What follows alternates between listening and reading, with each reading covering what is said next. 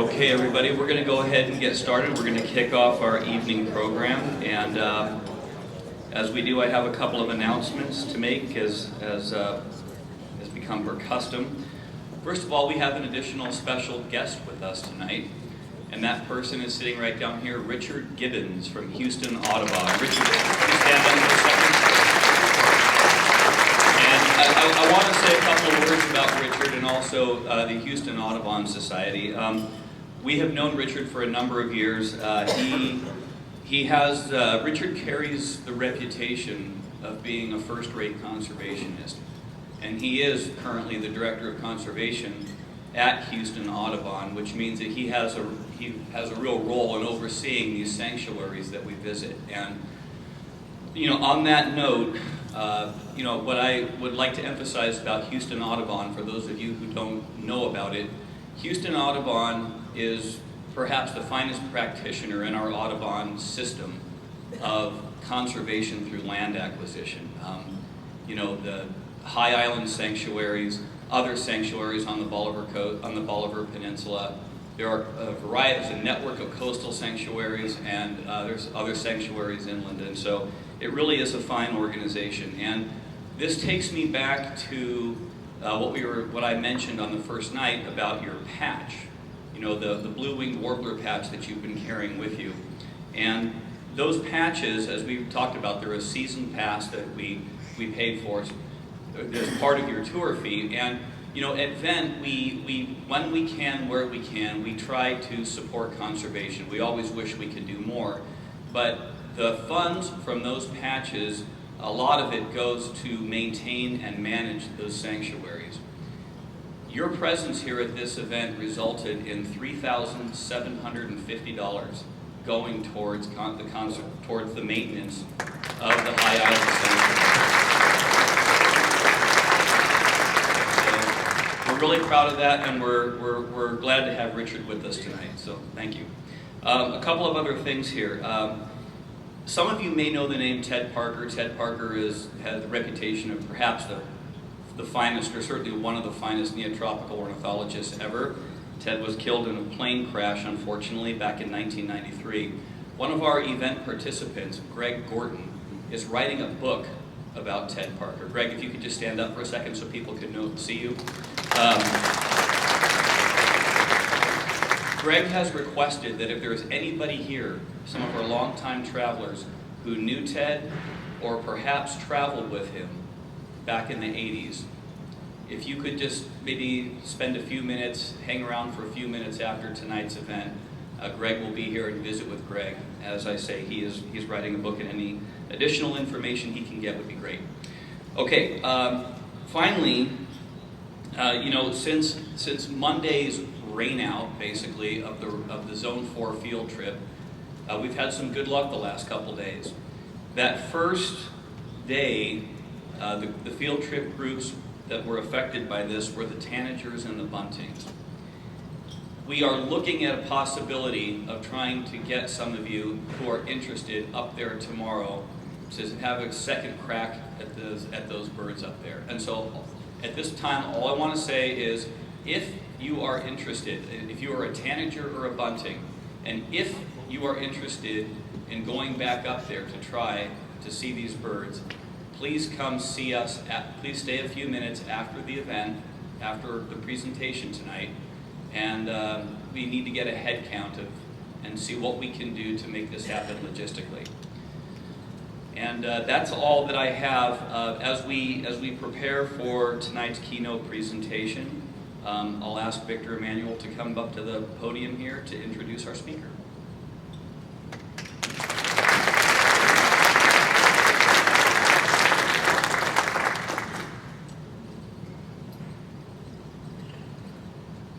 John Fitzpatrick, Dr. John Fitzpatrick, has a very illustrious career in ornithology and in conservation. He has discovered 6 new species of birds to science. I don't know, that may be a world record, certainly in modern times to find 6 new species. The bar-winged wood wren, the royal sun angel, the cinnamon-breasted pygmy tyrant, the cinnamon-faced bristle tyrant, which he named after his dear friend, the late Ted Parker, the cinnamon screech owl, which he named after Roger Tory Peterson, and the Manu antbird. So 6 new species of birds to science. He's worked on the Florida scrub jay, which is confined to the scrub areas of Florida, in northern and central Florida, for 42 of the 47 years that the study has been going on for 47 years, and he's worked on it for 45 of those 47 years. So we're talking the other night about how much we admire Denver for his long-time work on the soy owl. John Fitzpatrick has done a similar long-time work on the issues involving the endangered, or the Florida scrub jay, which has a lot of conservation problems. So he's made a tremendous contribution in ornithology. He went to Harvard as an undergraduate and Princeton as a graduate student, and was an outstanding scientist and ornithologist. But 21 years ago, he became the director of the Cornell Laboratory of Ornithology, which has a long history going back to Arthur Allen. And under his directorship, the lab has gone to a much higher level than ever, building an entirely new lab, hiring many more staff, more endowed professorships, eBirds, citizen science. The lab has expanded enormously in its reach. I had the honor of serving on the board of the lab for about 8 years. Unfortunately, I didn't make many board meetings. One time, Fitz asked me, would you please at least come to one board meeting, because people would like you to show up. And I wish I could have gone to more, but I was leading vet tours.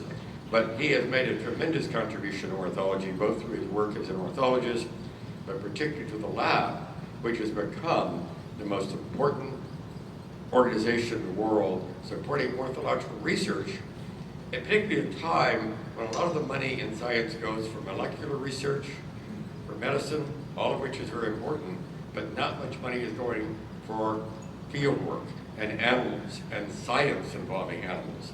And the lab has done this incredible outreach to birders, not just the United States. eBird has expanded all over the world.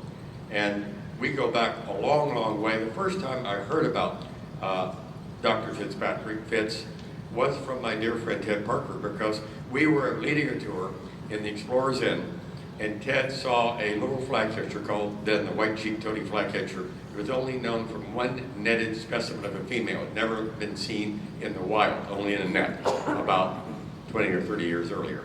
So he saw that flycatcher, then we all got to see it. He rediscovered the white-cheeked tody flycatcher, and immediately said, I can't wait to tell Fitz. Fitz is going to die. That I found this flycatcher that he's never seen. And so he knew the cheap hotel in Cusco that Fitz would be staying at. He tracked him down, because he was down there doing work in Manu, and told him about this discovery. And Fitz, once he heard about the call of the flycatcher and the habitat, he went and found more of them down where he was working. So he saw the white-cheeked tody flycatcher. So that was the first time I heard about him. I didn't meet him on that trip. But we're so happy and delighted and honored that he would take the time from a very demanding schedule, a very demanding job, heading up this important organization, to be with us to celebrate our anniversary. It means a huge amount to Vet, a huge amount to me personally, that he would come. Someone on his staff, when I said we want to invite him, he said he won't come, he's too busy. I invited him right away, he accepted. So thank you so much for coming, Dr. Fitzpatrick.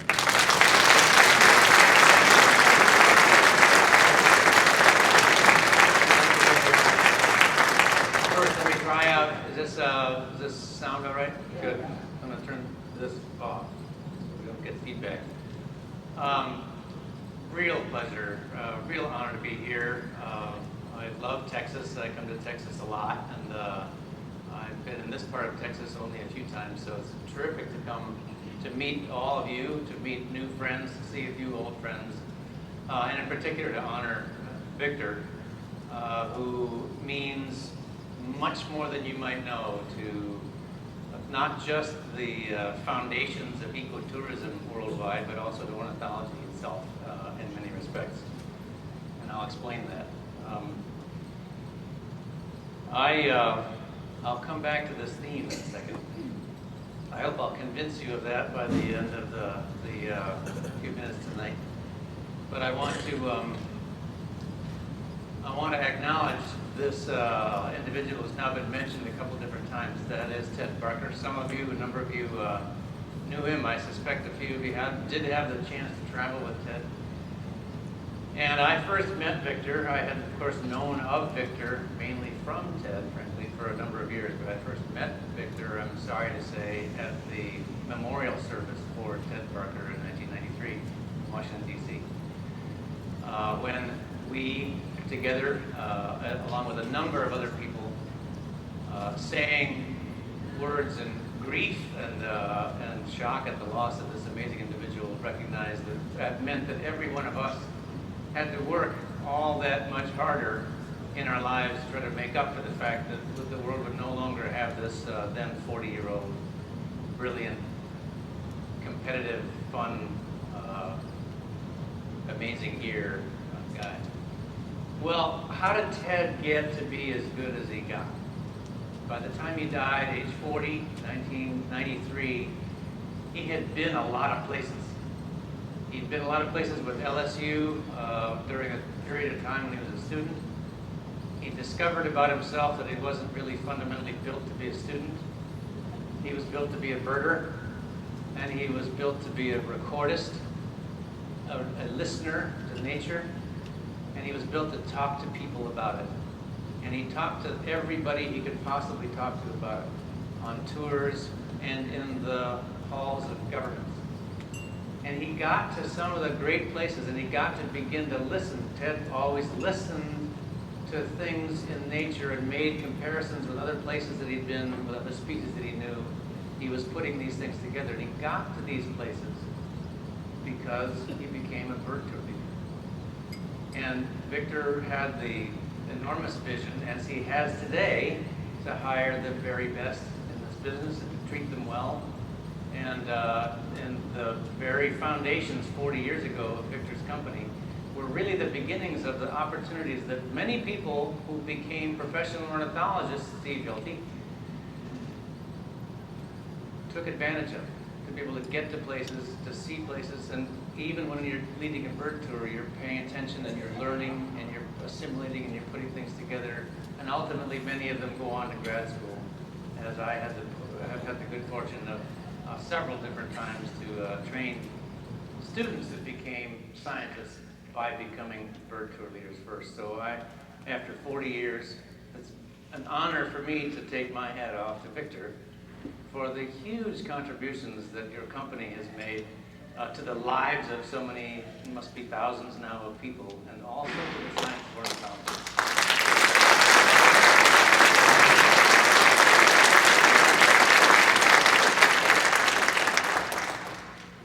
Now, I think everybody in this room is part of the choir, so forgive me for my preaching to the choir, but all choirs like to be preached to occasionally. There's no question in our minds right now that this earth is at a cusp. Birds like this iconic shorebird breeding in the northeastern corner of Siberia are down to the last couple hundred individuals. Will they make it or not? Will the spoon-billed sandpiper be around for new generations to see? We still don't know. This earth is changing. It's changing rapidly, and it's changing because of us. And I have a hypothesis that it's not only possible, but it's a good thing that human cultures actually can continue to grow side by side with genuinely functioning natural systems. And it shouldn't be that we have to go to Antarctica to live this closely in this level of harmony with the natural system. We should be able to do that anywhere around the world. And that's not going to happen by chance. If it's going to happen, if we are going to achieve a point, which we have not yet, at which humans and natural systems are living side by side, stably, a couple things are going to happen. Every human generation is going to want to make it so, and there's got to be a proxy. We've got to be able to measure in some real-time way whether we're succeeding or not. And it's no surprise at this point, given where we are and the theme of my talk, that my case is that birds will help us get to these two places. And I want to talk a little bit about birds, and I'm going to deviate for a second to give you some fun with some new discoveries about birds here in a second. But let me just review for you, and everybody here knows these things, so I don't need to be long about it. First of all, birds are incredibly good models for how nature works. They're so accessible to us, and they're so variable, and they live in all the places of the world. They teach us things about nature. And they have for hundreds of years, since Aristotle's day. So they're great scientific tools. That's why so many universities around the world have ornithologists. Not because birds are just plain intrinsically cool. They're incredibly good for teaching, learning and teaching about how nature works. They're also very sensitive environmental indicators. As the environment changes, the bird populations change. So if we can figure out ways to measure them, we actually have a potential for that proxy. So they're a barometer for the conditions of the world, all over the world. They also witness the great spectacles that you saw, especially on Monday. They migrate. They migrate across the planet twice a year. They demonstrate the cycles of the planet to everybody in every continent. They are literally showing us the heartbeat of natural systems and allow us to measure in that respect as well. And finally, and maybe most importantly, they just sing to us. They grab us. They engage us in nature, whether we know anything about them or not. Everybody loves birds. That's a pretty powerful quartet of characteristics for a group of animals on this planet. Thank goodness they exist. Now I'm going to jump aside for 1 second for just a couple of minutes and just give you one example of this models for how nature works. I'll give you a couple more in a second, but it occurred to me that because of the remarkable advances made only very recently in genomic, the reading of the genomic book, that some of you might not have seen a seminal paper, a milestone paper that came out just this last year. I'm going to zoom in on that, so don't worry about it. But this is the phylogeny of birds. We now have a vastly more accurate picture of the actual evolutionary tree of birds than we've ever had before as a consequence of some very, very deep looking into the genomes of birds. I can't possibly talk to you about that whole thing, all 10,000 species and all of their groups, but there's some pretty cool things that this image shows you. Number one, time is on the left. Time is going across from this way. That's about 70 million years ago right there. And this is a branching diagram, and one of the most remarkable things about the bird tree is look at how many of the fundamental branches of birds go back to right there between 60 and 70 million years ago. Almost all of the major groups of birds started at about the same time. Guess what happened at that time? That's the moment when the Big Bang happened and the dinosaurs disappeared.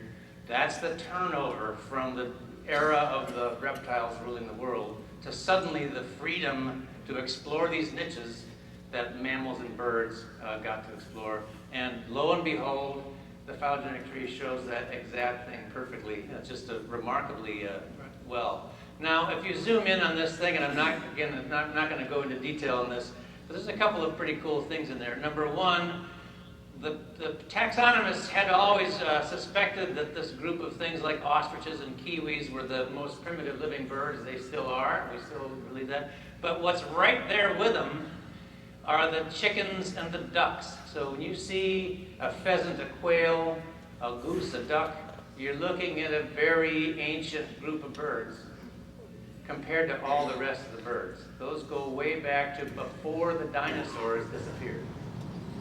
That's pretty cool.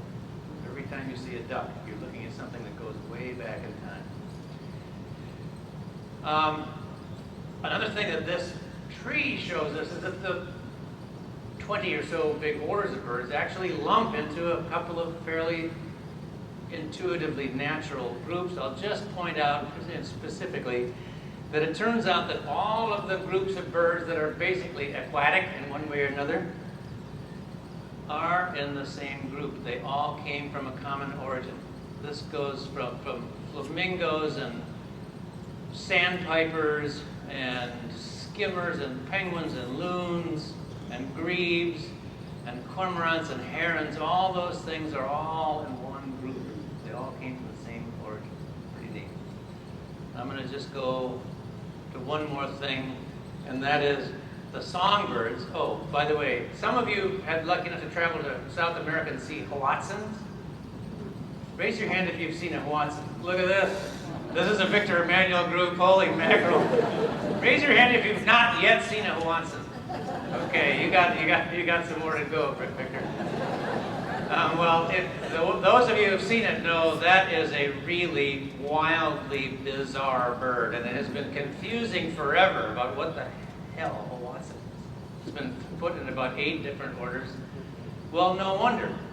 It turns out hoatzin is right back there, ancient, maybe at or before the dinosaurs. So it is also an extraordinarily primitive bird that is totally in its own order. It's not really linked to any other birds. Finally, we come to the songbirds, and you can see that the songbirds, which are more than half the living species of the world, the songbirds are pretty recent. They're pretty darn recent. They're only halfway back to the dinosaurs. So they are rapidly radiating. And we've now done a lot of work about the radiation of the songbirds, and I'll just say a couple of things quickly, and then we'll go on with back to the saving the world. And that is, a number of you saw today that beautiful thing, the scarlet tanager. I mentioned to a few people that were with me today, surprise, in the most recent full phylogeny of the 9 primary songbird group tanagers are part of. Scarlet tanager is not a tanager. The scarlet and summer and western tanagers are cardinal. They're actually pretty closely related to the cardinal. They're not really related closely at all to the true tanagers of South America, the kind that Steve actually spent some time working on in the Colombian Andes. So, no, we're not going to be calling them scarlet cardinals, but think of it now as a cardinal, not as a tanager. Secondly, bird quiz, the warblers. Which is the most primitive of all the warblers of the New World? Some of you may know this answer because it was published a year and a half ago. That is, which warbler goes back like the hoatzin to the very base of the whole group of birds it is part of, and is by itself as like the primitive warbler? Shout one out. Yellow-breasted chat, turns out, is not a warbler. It's a blackbird. It's very clearly a blackbird. It comes out from near the base of the blackbirds, but it turns out this confusing bird, for generations confusing, by the way, named Icteria, so somebody else figured out that it was close to the icterids, right? It's a blackbird, so that one doesn't count. All right, I'm going to go for it. It's your wonderful ground nesting ovenbird. That's the most primitive living wood warbler. And by the way, the ovenbird is not at all closely related to the water thrushes. They come out different parts of the warbler tree. We're still discovering how nature evolved, but now we can actually get closer and closer to it, and birds give us this enormously detailed sense about how evolution works because we can do this so comfortably on them. So that's one fun example of birds as being just terrific scientific tools, grist for continued study. Now, I will also say that you don't need to know a dang thing about birds to enjoy them. I think everybody here knows that. And you know plenty of people who don't know much about birds, and they still enjoy them. And one of the things they get to enjoy, of course, is the free music they supply. Now, we have the world's largest collection of natural sound recordings at the lab, as you know. And I'm just going to play you one of these songs. And some of you may know this song, maybe some of you don't. So just listen.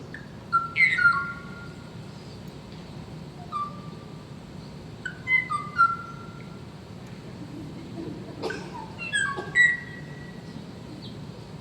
got kind of almost a jazz-like...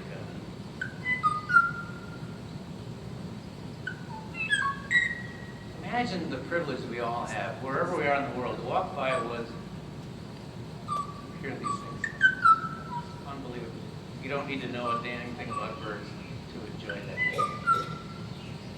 Now let me tell you what that sound is. That is the sound of one of these. These are the birds that decorated the robes of the Polynesian emperors when they first arrived on the big islands of Hawaii about 1,500 years ago. And they're still preserved in museums. These great robes were all decorated by these yellow and black feathers of the oboe. How about if I keep talking like this? There you go.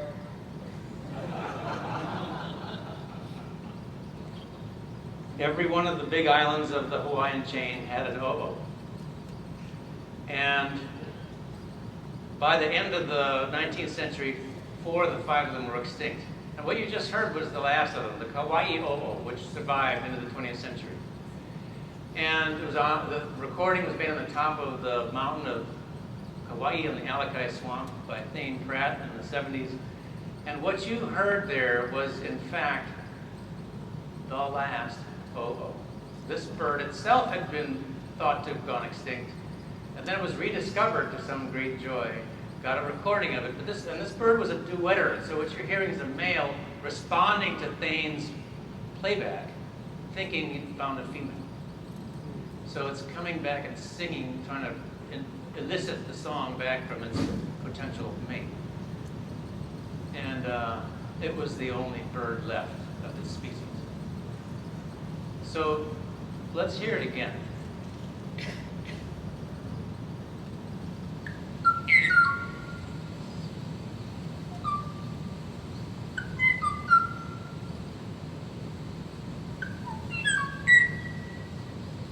Hit the pauses.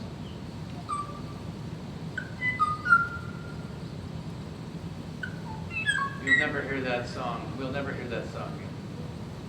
And the difference in you between when you first hear that beautiful song and just think how delightful bird songs are, and you hear the same song 2 minutes later, that difference that reflects the choices that humans have made, the behaviors that we've done, the responsibilities we've wasted, the future that we have, that difference in that 2 minutes, that's the power that birds have. Because they make people start to say, I don't want the rest of the world to come to Hawaii oboe land.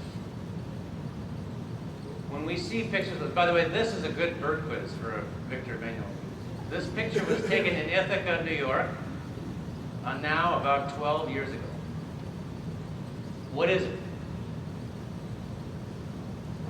That's a pretty skinny little bill. That is an Eskimo curlew. It's Cornell University's only specimen of a curlew. It happens to be mounted, so we took it outside and put it in the grass so we can get a picture of what it might look like to have seen an Eskimo curlew. But we're never going to see one of these. Victor may very well have been among the few who saw the very last Eskimo curlew. Has not been knowingly, positively sighted since that one. And yet, the Eskimo curlew used to migrate by the tens of thousands up the central prairies in the spring and down the eastern seaboard, across the Atlantic in the fall to its Patagonian wintering ground. They were taken by the tens of thousands. We took them all. We took every last one of them. And they were called, by the market hunters that took them, they were called prairie pigeons. Prairie pigeons. Why would they be calling them prairie pigeons? The reason is that they reminded those market hunters of this bird, the most abundant bird that has ever lived on the planet. And we took them all. 5 billion or more birds of this species lived. We took them all by the end of the 19th century. And when we finished them off, the market hunters went back out and finished off the Eskimo curlew. That was the relationship that we had with the Earth by the end of the 1800s. They shot flocks like this where single shots would bring down 20 and 30 birds. They sold them along with the cranes and geese that they were selling. And this is the only picture I've been able to find where actually you can see passenger pigeons. And by this point, the photographs of these market have been taken. There were very few left, so you can see they've only got a smidgen of them there. But my question is, how could we do that? Supposing we'd had a gas gauge. Supposing at some point during that period, supposing we'd actually been able to watch their migratory pathways day by day throughout the year and count them. And so at some point we say, whoa, there's only half as many passenger pigeons. And then 5 years later, holy mackerel, they're down to only 10% of their original numbers. Well, 10% of 5 billion would still be a lot of birds. We might have very well been able to say, whoa, whoa, whoa, we got to stop here. We got to let them breed for a few years instead of wiping out every single 600 square kilometer nesting colony. Supposing we could see that. That's not how we viewed the world in the 19th century. The big question that I ask constantly, I ask it daily, and we should all be asking in all the ways that we can, including, if I may say, this election year, of our politicians, is, have we stopped doing that yet? Passenger pigeon's gone, but there's a heck of a lot of other opportunities to examine the question. I'm going to show you one more here. This is an amazing story, now quite well told by radioed bar-tailed godwits that breed in Siberia and in Alaska, and winter in the coasts of Australia and New Zealand, and then take this spring migratory route back north to their breeding grounds. And note that they all stop in one spot. And that spot is the Yellow Sea. And here's a picture of the Yellow Sea. And there are these great tidal flats around the Yellow Sea, incredibly rich tidal flats, where not just bar-tailed godwits, but 60 other species of East Asian, Australasian migratory shorebirds spend their time filling the gas tank. And there's a picture of one of these flocks of bar-tailed godwits. Sorry, I'll use this thing over here too. But yeah, amazing flock. And you see the cloud just there at the horizon? I'm going to show you the whole picture now. That's the cloud, because that mudflat has now been filled in. The systematic dredging, draining, and filling of all of the tidal mudflats of the Yellow Sea is underway rampantly as I speak. And that's the spot that all of the Western Pacific migratory shorebirds need to get up to their Arctic breeding grounds to breed.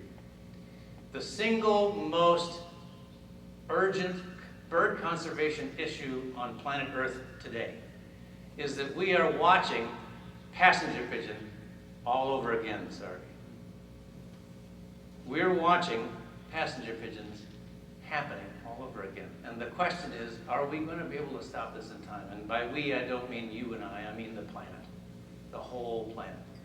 Can we stop acting like this to great numbers of great things like this? Still a big question. Now, it's not all a terribly grim story. There's some pretty happy ones. I love this one. This is an example of, we're on the Haleakala crater here, looking to the northeast at one of the wettest places on the planet. Underneath that big cloud are these great Hawaiian forests with tree ferns and mosses and liverworts and lobelias of the highest diversity on the planet. Fantastic forest under that cloud. In those forests occur this wonderful community of Hawaiian honeycreepers, several species of which were thought to be extinct in the 1950s and then rediscovered. Maui parrotbill, crested honeycreeper. Those birds are actually holding their own right now. They're holding their own because of a remarkable coming together of landowners and public entities and private entities, spearheaded by the Nature Conservancy, to create this entire protected watershed area on the windward slopes of East Maui. And how did that happen? It happened because of the birds. The power the birds have to galvanize people to say, we've got to get something done here. I hardly need to tell this group the story of the peregrine falcon, which taught us that we were poisoning them and ourselves, and we changed our behavior, and we did just a little bit of behavioral work with the falcons themselves, and suddenly, by the end of the 1990s, the bird is back off the endangered species list. Now more common today than probably it's been in 200 years. in continental North America. So what does that tell us? It tells us that if we make some changes, birds are resilient. They can come back. There are ways to actually reverse our damages, and birds teach us a lot about how to do that. This emblem of the Endangered Species Act is a pretty tough nut to crack right now. It's undergoing a very interesting process of competition with the dispersing barred owls.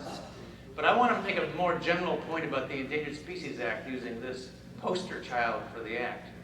By the way, the most important piece of environmental legislation ever passed by any society. We will allow no species to go extinct under our watch.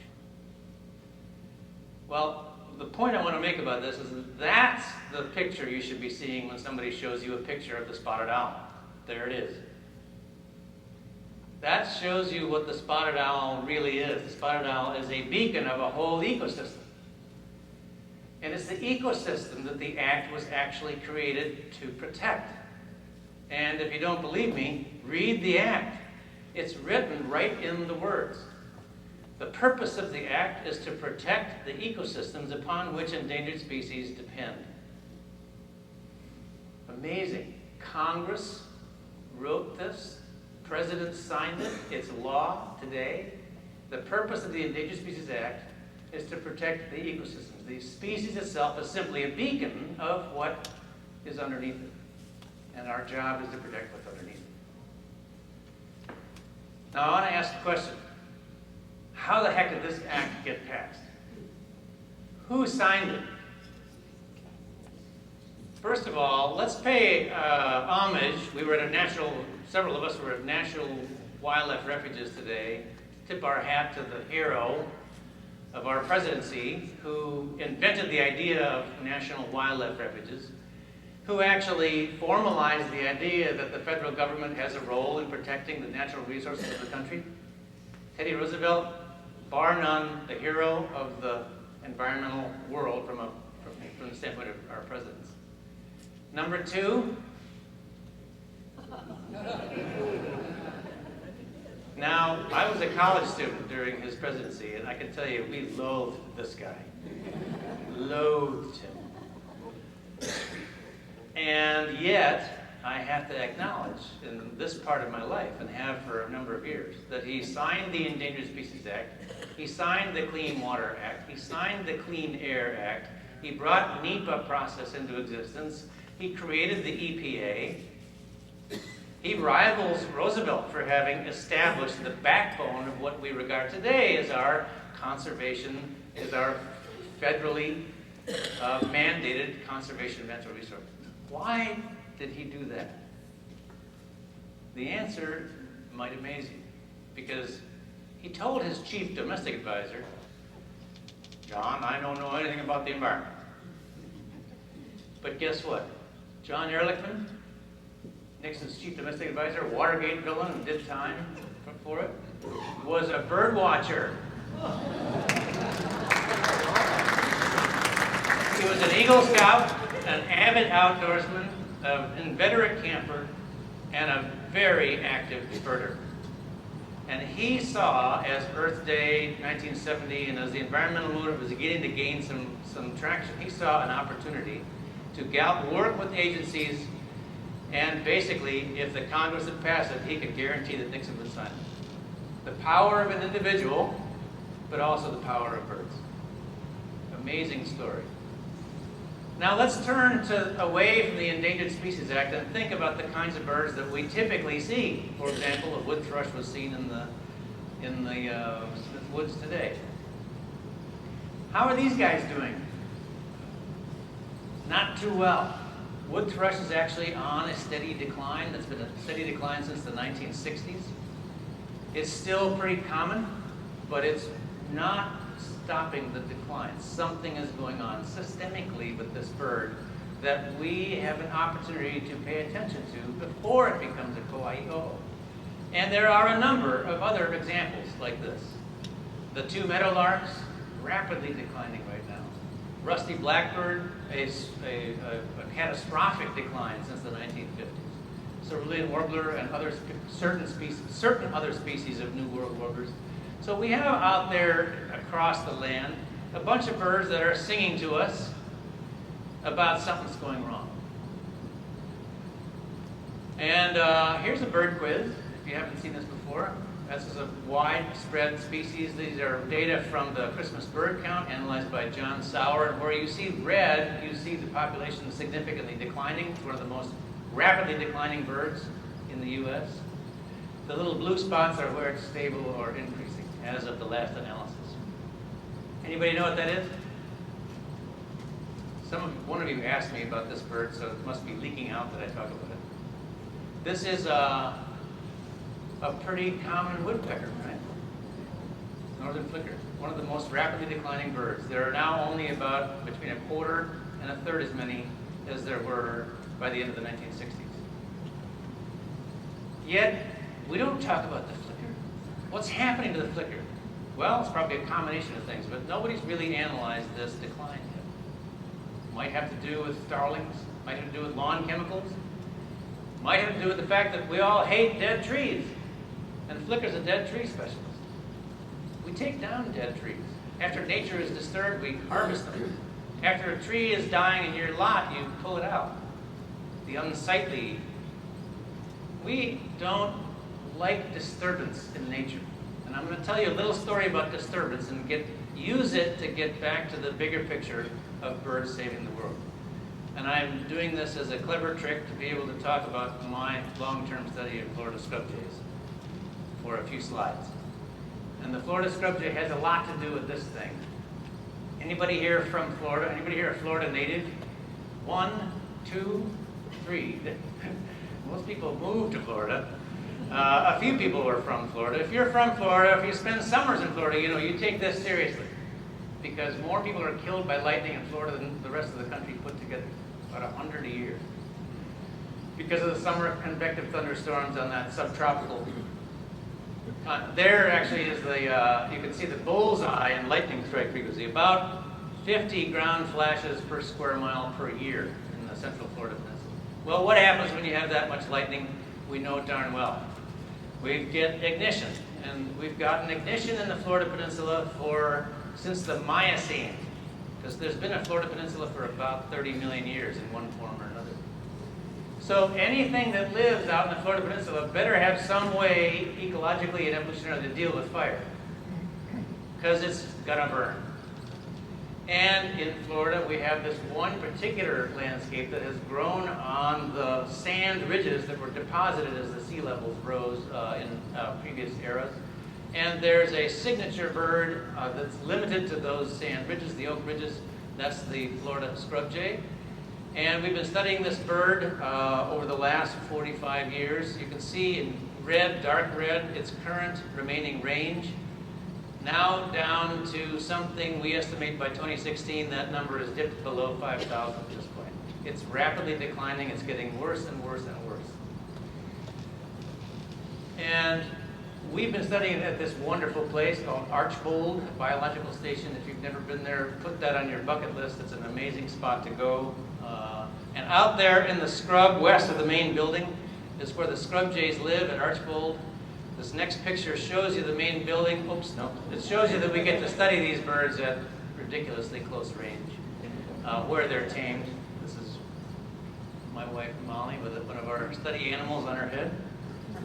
And there's the main building. This is just to show you that scrub jays live in a mosaic of permanently defended territories. They're non-migratory, and every 6-digit thing there is a family of jays, where they live in a mated pair group. They raise their babies stay home and live in a cooperative breeding society.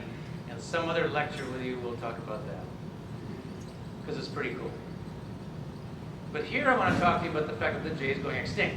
Every place around Florida, even in places that the habitat's been protected, we see the same pattern happen. Populations going down. This population, we were studying around Archbold in the 70s and 80s, and we were seeing that population decline. And by about 1990, we had developed a hypothesis that this is a bird actually that requires burning at some frequency. Could we detect if that was true and what frequency we should burn at? So we did what any good ecologist, experimental ecologist does. we did the experiment. We burned the hell out of that track. And I mean, we flat burned it. It was charred black across the entire track. And we also sort of passed a rule in the region that we were not to allow any more fires to burn in them. We wanted to let this thing go to its logical conclusion. Thank you. My mic watchers. I need to just stay put. Stop moving. Okay, so what do you think happened? It went up, and boy, did it teach us something. There's the 1990 fire. You can see instantly that our hypothesis was confirmed, that instantly the population rebounded. It got up to a zone of enormous density, actually, for a few years, and then began to decline, and actually ended up mirroring almost identically the population trajectory prior to the fire. So there we go again. And right now we can already start to see what we were asking the Jay to tell us. And this is what good conservation ecology is about. Asking the organisms to tell us what we're trying to figure out by setting things up so that we can see and infer. So we have a fire cycle, a demonstrated fire cycle, and as that began to happen, we said, well, it's probably time to do it again. So we burned it again in June of 2010. And now that is now what the population trajectory is like post that fire. So clearly we have a J that is telling us something very unambiguous. It requires fire in order to stay there. It requires fire just as much as it requires water, just at some different frequencies. In the absence of burning, extinction is inevitable. And it turns out that this is true for not just the scrub jay, but for a huge variety of plants and arthropods and other kinds of animals in that scrub, and in many other fire-maintained habitats around the world. What does that mean? It means that as managers of the landscape, we have an opportunity. We burn it, and they will come and they will live, they will survive. So we are responsible now for doing this on purpose. And this is my point to say, Smokey the Bear, dead and buried. Get rid of those posters. Wildfire is not the worst thing that can happen to a piece of landscape. Almost every habitat, not every, but almost every habitat in the world has some relationship with fire. Many of them absolutely depend on it. And I'm dying to do the anti-Bambi movie someday because the Bambi's, hunters and fires are terrible in the Bambi movie. We want to do one where the opposite is actually true. So, a fire-maintained habitat with its characteristic bird that requires that fire, that tells us how to manage that landscape if we look at it carefully enough. In ecology and conservation, that's called an indicator species. It's an indicator. Remember the point that I said at the beginning. They're sensitive barometers of how the environment is doing. Measure the birds, you'll understand a lot about the habitat and about how that habitat is doing. And every landscape in the world has indicator species. In the great American prairies, the meadowlarks and prairie chickens represent two great ones, and they're telling us a lot of information today. So, back to the big picture, what the heck is it that grabs us about birds? What makes them so special? Why do we pay so much attention to them? Because clearly the case is that a lot of you do. You all probably know these data. Time after time, every 5 years, agencies go out and actually sample in a very, very thorough way how American adults enjoy the outdoors. And it is clear that whether it's 70 or only 50, somewhere in the tens of millions, the many tens of millions of people actively describe themselves as interested in watching birds. That's a huge army. A huge army. In fact, I'm giving a talk this summer at the big ornithological meeting in DC. And the title of my talk is, Birders Need to Be the Next NRA. Are you with me? We're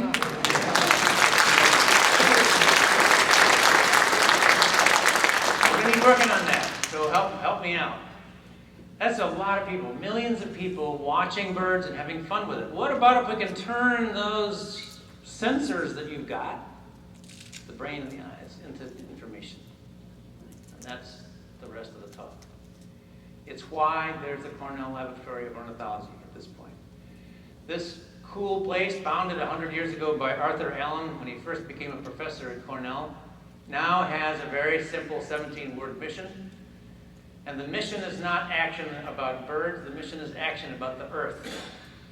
Interpret and conserve the earth's biological diversity with research, education, and citizen science, that cool thing I'll be talking about now, with a focus on birds.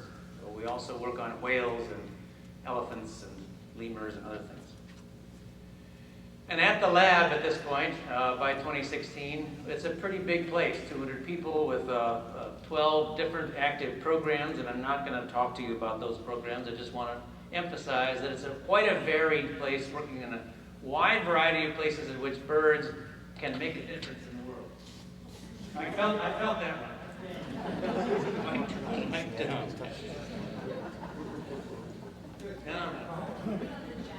No. Does that work? All right. Well, give me one more chance.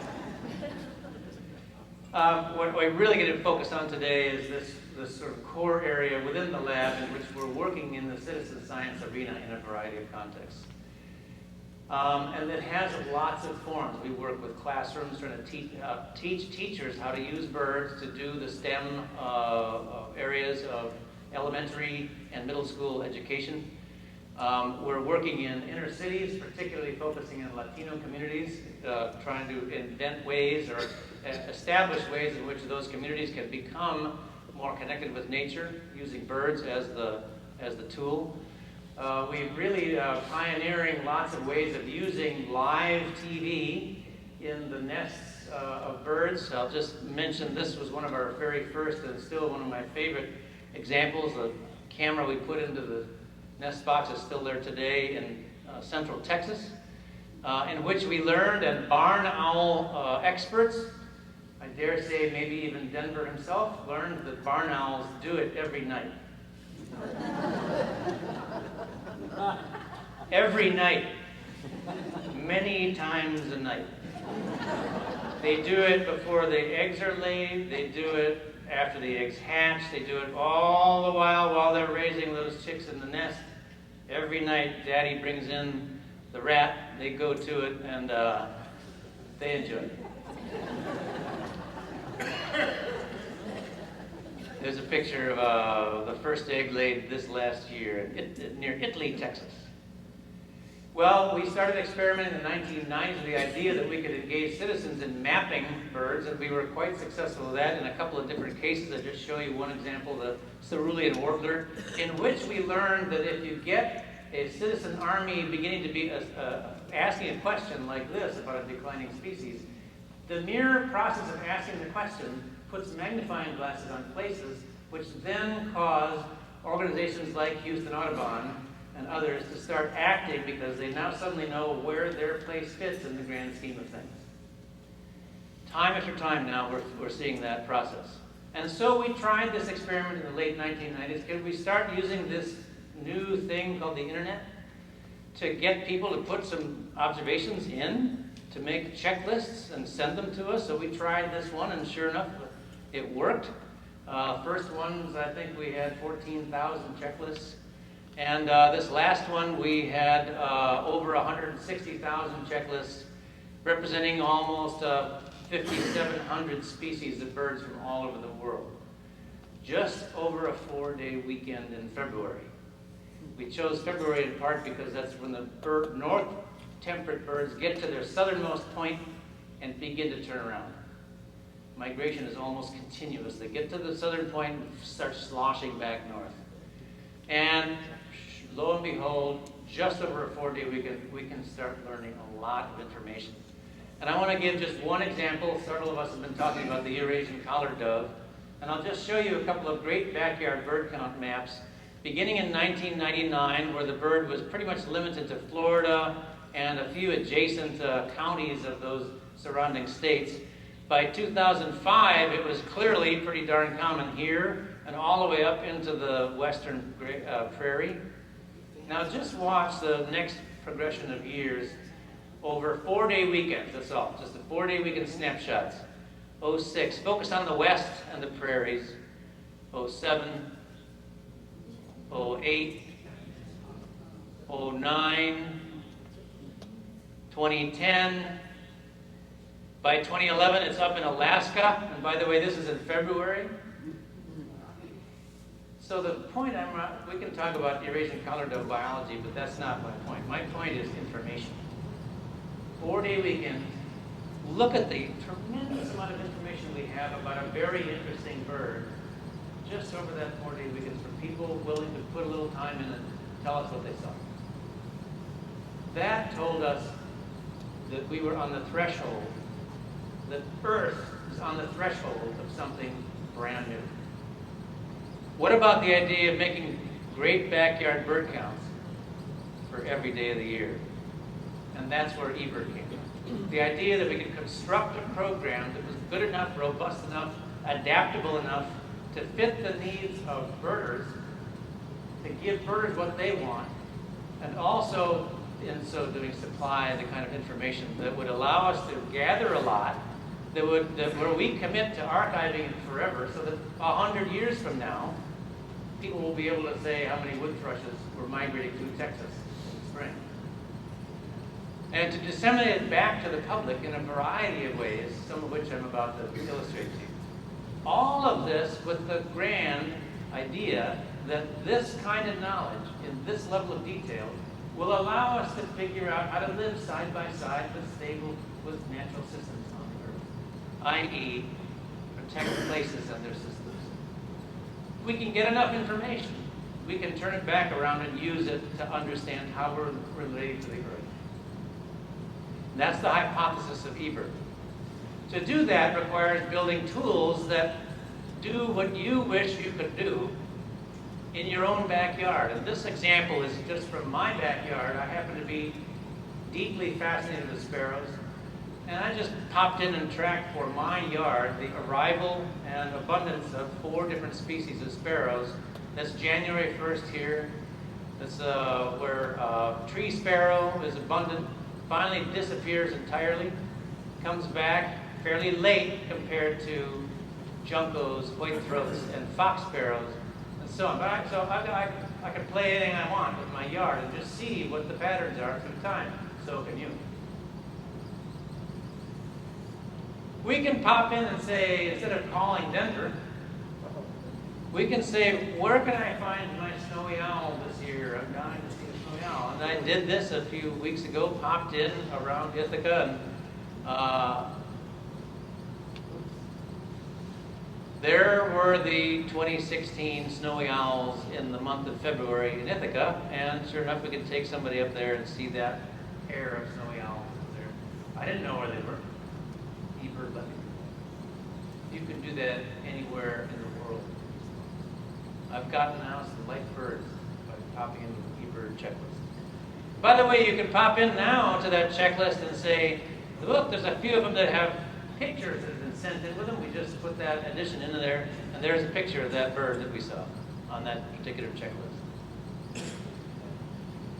You can plan your trips. No longer do national wildlife refuges or Audubon parks need to make those bar charts that you used to see on the things. You can do that anytime you want just by popping in and drawing up your spot on eBird. So these data are sitting in here. Now,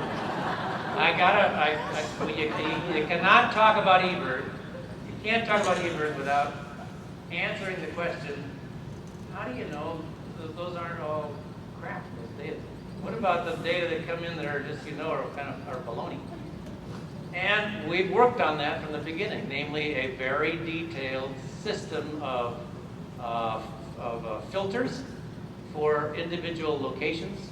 So if you put in today 5 common redpolls, there would have been a little thing coming up saying, excellent observation. And the local editor, the human, would be contacting you to ask if you got pictures of those, or maybe could they possibly even go to them. So we have a variety. We're working with a variety of tools of the trade in the back end that allow us to eliminate the most obvious sources of error. Hugely important. It's working. It's growing.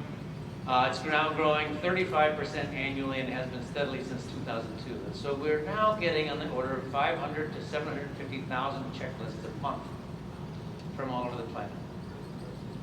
500,000 to pretty soon 1 million checklists a month from every country in the world. Holy mackerel. Did we see this coming? No. Are we jumping on it? Absolutely. It's a brand new opportunity that we have.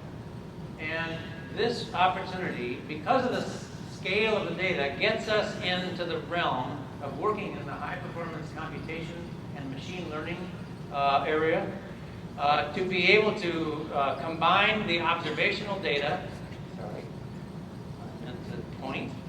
to combine the observational data with land-cover data, with weather data, and with detailed satellite data to make models of where species exist. And I'm now going to show you what I mean by these models. This is ornithology, field biology, bird watching.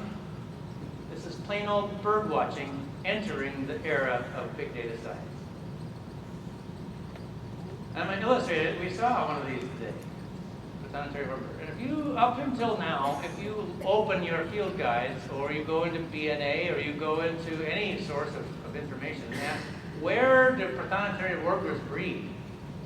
The answer is a variety of forms of blob. Right? Those are three different, a variety of sources of the distribution of prothonotary warblers in the breeding season. Blobs. I'm now going to reveal to you what the eBird data and the modeling that is applied to it tell us about the actual breeding distribution of prothonotary warblers. That's what their breeding range really looks like. And I can't emphasize the following point strongly enough. Nobody has ever seen distributions of animals or plants in the world this precisely. This is revolutionizing how we think about the distributions of bird species, because we can actually look in enormous detail at the heterogeneity of their abundances and likely occurrences across their entire range, instead of seeing it as a blob.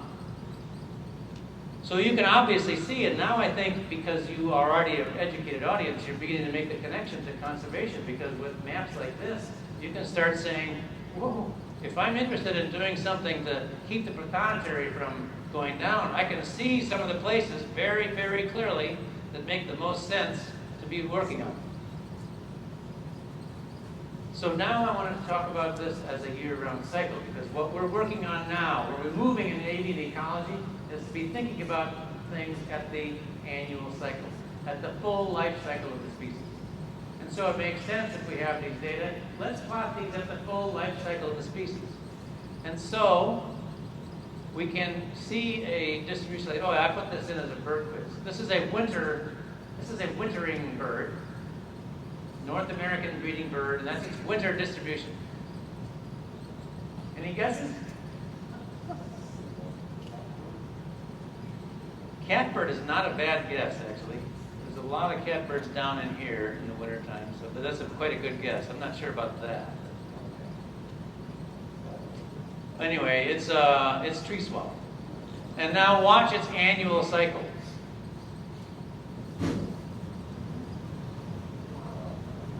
Breeding across all of North America. Pretty absent from here in the summer, it looks like. And now down to its very, very constricted wintering distribution. And if you know tree swallows in winter, sure enough, you go to these places, especially in Florida, and you can see 500,000 tree swallows in a flock. So they're all coming into a pretty concentrated spot. Here they come back down again. Let's look at a couple more of these full life cycle things. And I'm very, very interested in this kind of map. Magnolia warbler. Look at the wintering range. It's tiny. There's a huge bullseye on the eastern side of the Yucatan Peninsula. Now it migrates, bombs up to the big eastern, northeastern distribution for its breeding grounds. Incidentally, we can see where during the June and early July time it's most abundant, the eastern part of the Canadian boreal forest. And then we watch it drift back southward on a slower trajectory in the fall, back down the route. You can see it now fill into the Yucatan Peninsula and get back to its tiny little wintering zone. What is this telling us? Let's look at a couple of other species, then I'm going to get back to that zone. Let's look at a western warbler, an interesting one with a couple of different places where this bird winters.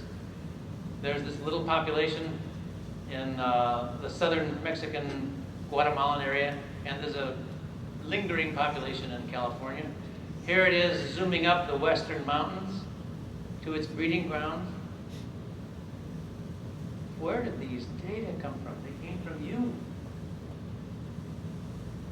And now we're at August up there. August. And down the mountain chain back to its double wintering ground. If we want to work on Townsend's warbler conservation, we know where to work on it. So looking at these maps made us want to say, what about asking this at the community level? Not just species by species, but asking about the community level. What about we take 20 of the birds that we know are basically Central American winterers? What does their abundance look like up and down the migratory pathway? Here's the answer. Look at that spot again.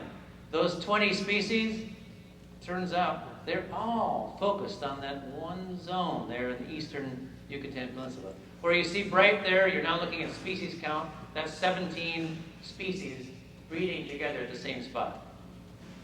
Migrating south through the Caribbean to their Central American and a little bit in the South American wintering zone.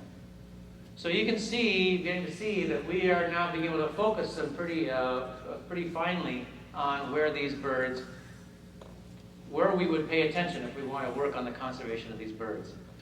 One more example, because this was actually referred to, I put this in because Ken Kaufman talked about it last night. There's black-polled warbler. This one goes kind of fast. Watch it disappear off the east coast, appear in the islands of the Caribbean before it gets down to its Brazilian, Amazonian wintering ground. Different route in the spring up the Florida and central part of the U.S., breeding across Canada and the boreal zone, then migrating out over the Atlantic down the Caribbean islands to its South American wintering zone. A circular route. Turns out quite a number of species take that. Now this is a very cool thing. If you've seen a couple of species at their full species scale, every one of these dots is now the center of a species, okay? So this is 115 different migratory species. And I'm putting only the pin in the middle of its distribution in winter. So we're in January here.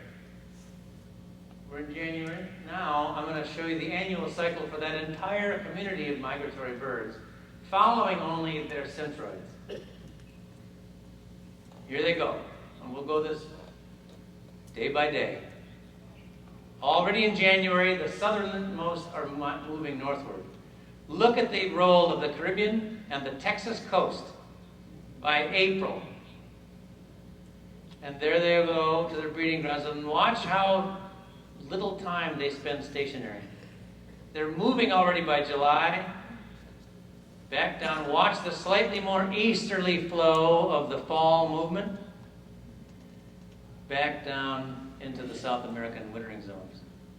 Now I know it's getting late. I just want to let you watch that one more time. It was described by the Huffington Post as a mesmerizing graphic. Up they go. It's fun to try to guess what those species are. Up into there, remember each point is the center of a species. There's some high Arctic ones there. And watch those high Arctic ones do a lot of easterly movement. And a bunch of them go right out over, look at that, right out over the Atlantic. All the way down. Using, we now know, correlated a lot with the winds, the fall winds. This is just the tip of the iceberg of the kinds of things that we can now actually do in great detail for every species of North American bird. And as data come in, we can do this for every bird in the world. So it means we obviously have to create systems that will work for every country in the world. So we're working hard in eBird in different languages and with partner organizations in as many countries as we can land.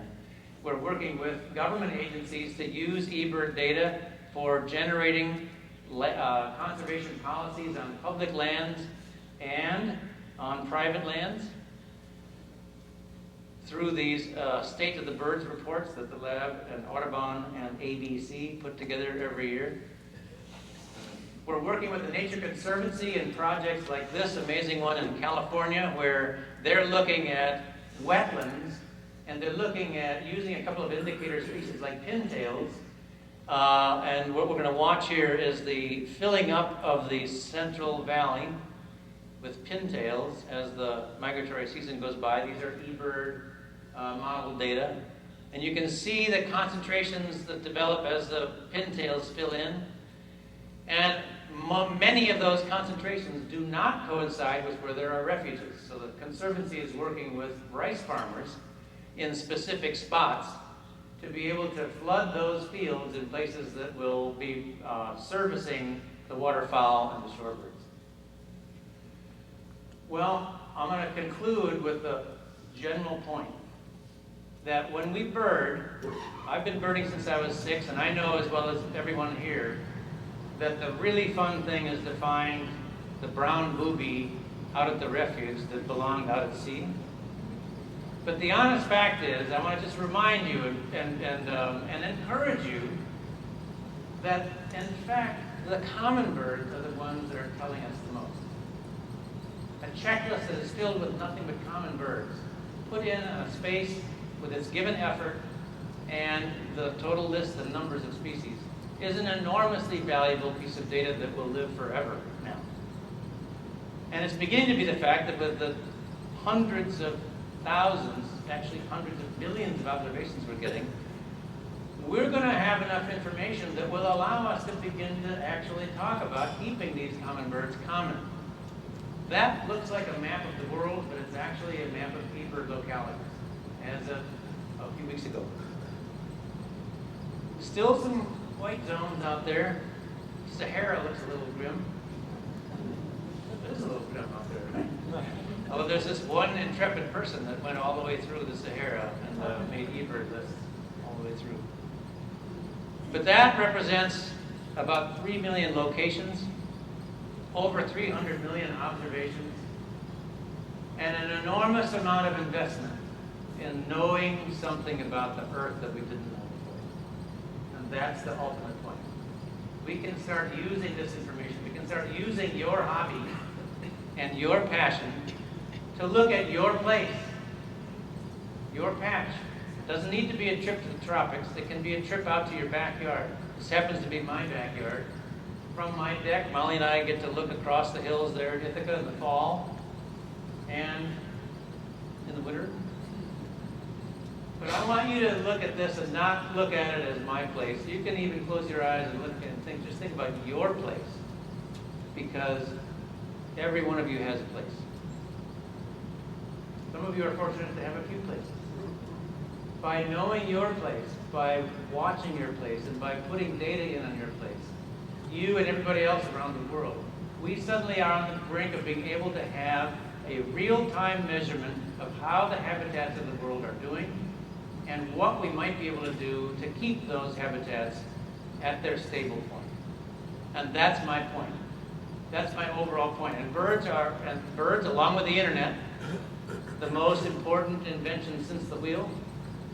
Birds allow us to do this, allow us to understand our home, it's our origin, and for many of us, it's our house of worship. And with this kind of strategy, working in partnership all over the world, we will figure out how we're going to fit in with all this grandeur.